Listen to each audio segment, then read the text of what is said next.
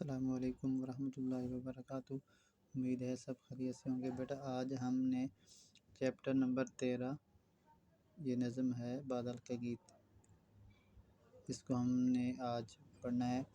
بادل کا گیت نظم اس کے شاعر احمد ندیم قاسمی ہیں، اور بادل کی کہانی بادل کی زبانی جو ہے وہ سناتے ہیں۔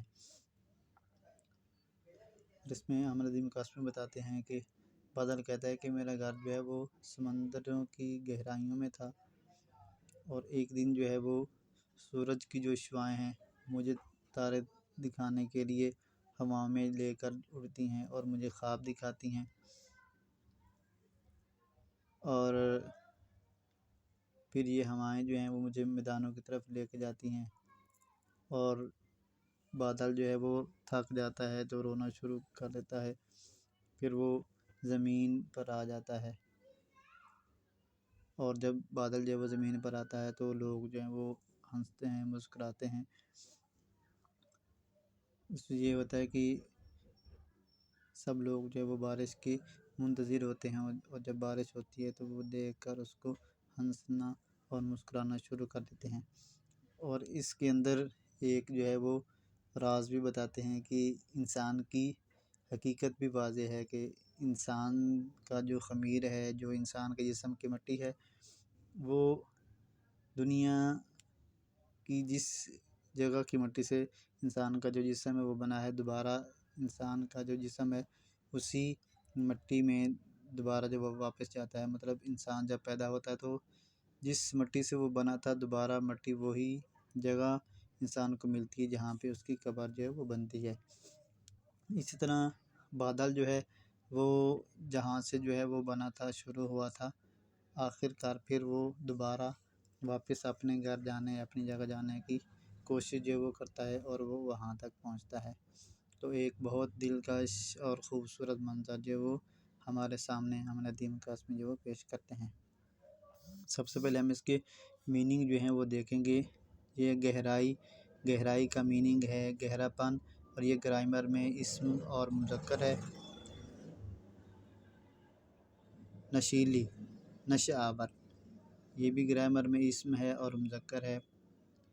دھکیلا، دھکا دینے والا، یہ بھی گرامر میں اسم ہے اور مذکر ہے۔ گتھی، یہ اس کا میننگ ہے الجھن، اور یہ گرامر میں اسم اور مؤنث ہے۔ پھر پرچھائی، پرچھائی کا میننگ ہے عکس، اور یہ بھی گرامر میں اسم اور مؤنث ہے۔ پربت، پربت کا میننگ ہے پہاڑ، اور یہ گرامر میں اسم اور مذکر ہے۔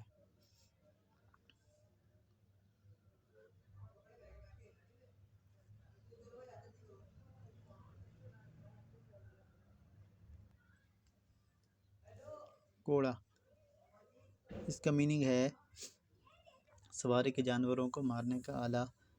یہ چمڑے کا بنا ہوتا ہے، جو گھوڑے وغیرہ لے کے چلتے ہیں یا خچر وغیرہ لے کے چلتے ہیں، وہ اس کو استعمال کرتے ہیں، اور یہ گرامر میں اسم اور مذکر ہے۔ سمندر، سمندر کا میننگ ساگر اور بحر بھی کہتے ہیں، اور یہ گرامر میں اسم اور مذکر ہے۔ جو یہ مشکل الفاظ کے میننگ جو وہ ہم کر لیے ہیں۔ اب ہم اس نظم کا مرکزی خیال جو وہ دیکھیں گے۔ اس نظم میں شاعر ایک بادل کی داستان بیان کرتا ہے کہ وہ سمندر کی گہرائیوں میں آباد تھا، مطلب جو بادل ہے وہ سمندر کی گہرائیوں میں رہتا تھا۔ سورج کی شعاعیں اسے دھرتی پر لے آئیں، سورج کی جو شعاعیں ہیں وہ اسے زمین پر لے کے آتی ہیں، اور وہ غم زدہ ہو کر رویا اور دریاؤں میں گرا، تاکہ سمندر سے ندی نالے مل کر میرے دن واپس لے آئیں۔ جب بادل جب وہ زمین پر آیا تو اس نے رونا شروع کر دیا، اور اس نے چاہا کہ میں دوبارہ سمندر اور ندی نالوں میں مل کر دوبارہ جو ہے وہ واپس جو ہے میرے دن آ جائیں اور میں واپس چلا جاؤں۔ اس نظم کے ذریعے شاعر نے انسان کی حقیقت کو واضح کیا ہے کہ انسان کا خمیر جس مٹی سے بنتا ہے، دنیا میں اپنی زندگی گزار کر آخر کار اسی مٹی میں جا ملتا ہے۔ یہ اس نظم کا مرکزی خیال ہے۔ اب ہم اس نظم کا خلاصہ دیکھیں گے۔ اس نظم میں شاعر نے بادل کی کہانی بیان کی ہے کہ اگر کہ میرا گھر سمندر کی گہرائیوں میں تھا۔ ایک روز شوخ تپتی شعاعوں نے مجھے تارے دکھانے اور ہواؤں میں اڑانے کے سہانے سپنے دکھائے۔ یوں ستاروں کی دھن میں پہاڑوں پر چھایا، پھر ہوا کی لہریں مجھے میدانوں کی طرف لے گئیں۔ جب میں تھک گیا تو زور سے بلبلایا۔ آخر کار میں روتا ہوا زمین پر آ گیا، مگر جب میں رویا تو دنیا مسکرانے لگی۔ مگر ایک راز کھل چکا ہے کہ بارش کا پانی دوبارہ سمندر میں مل جائے گا اور میں دوبارہ سمندر میں واپس اپنے گھر چلا جاؤں گا۔ یہ اس نظم کا مرکزی خیال اور یہ اس کا خلاصہ۔ یہ آپ نے اچھے طریقے سے اس کو یاد بھی کرنا ہے اور اس کو آپ نے کاپی کے اوپر لکھ بھی لینا ہے۔ مرکزی خیال کے ساتھ آپ نے نظم کا نام اور شاعر کا نام بھی بتانا ہے، اور اسی طرح آپ نے خلاصے کے ساتھ نظم کا نام اور شاعر کا نام بھی ضرور جو ہے وہ یاد کرنا ہے اور لکھنا ہے۔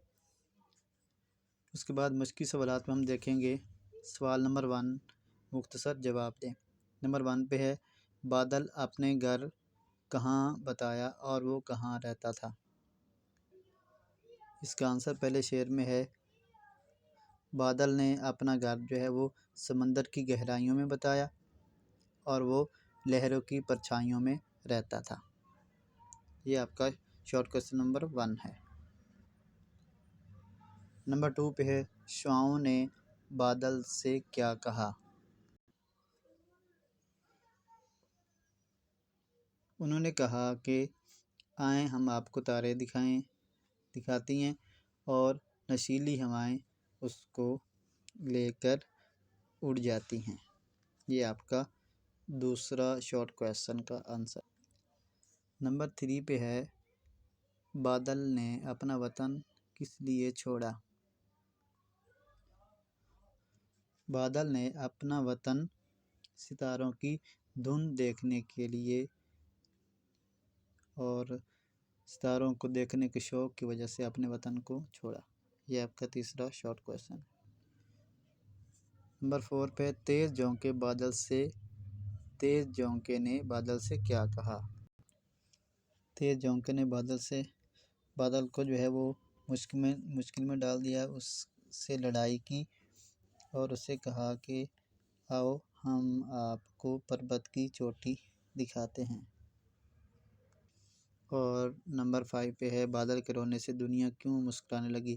بادل کے رونے سے دنیا اس لیے مسکرانے لگی کہ گرمی کی وجہ سے لوگ بارش کا انتظار کر رہے تھے۔ بارش ہوئی تو لوگ خوش ہو گئے اور ہنسنے اور مسکرانے لگے۔ تو بیٹا آپ نے یہ اس نظم کا مرکزی خیال، اس کا خلاصہ اور یہ اس کے سوالات اور یہ الفاظ کے میننگ گرامر کے ساتھ آپ نے اچھی طریقے سے یاد کرنے ہیں، اور یہ چیزیں آپ نے بک کے اوپر جو ہے وہ کر لینی ہیں، اور مرکزی خیال اور خلاصہ آپ نے اپنی کاپی کے اوپر جو ہے وہ اچھی طریقے سے لکھ لینا ہے اور اس کو بہترین کر کے یاد کرنا ہے، تاکہ ہمارا جو فائنل کا کام ہے وہ ابھی سے شروع ہو جائے اور ہم اپنے پیپروں کی اچھی طریقے سے تیاری کر سکیں۔